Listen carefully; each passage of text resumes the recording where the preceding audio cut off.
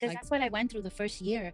Was a year of mourning because I was mourning my life. Right. And it took me a while, Melanie, to understand that what I was feeling that first year, because there was no one that I can go and speak to about. So I didn't know what I was going through the first year. Why was I in so much grief?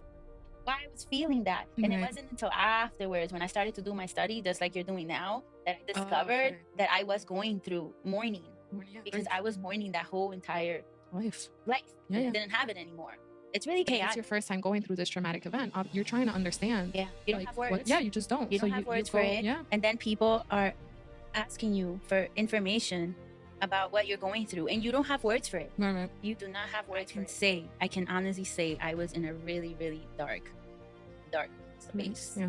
That's what I can describe it as. My mind was foggy.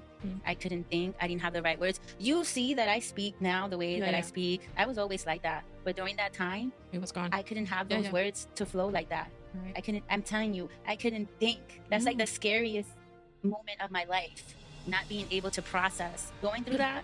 And there was no words, no one to tell me what I was feeling. And I can say that in Holy Spirit, they healed me when I started to educate myself and what happened during those years. Stay there. I didn't become a victim to it. Well, I allowed myself for a couple of years to feel that. Right. First year, you're in mourning, you're grieving. And then the next year, you're slightly waking up. Yes. Okay. And then that year hits you because you're waking up. And then you realize my whole life just vanished. You wake up to that. And then that's when you start feeling the pain.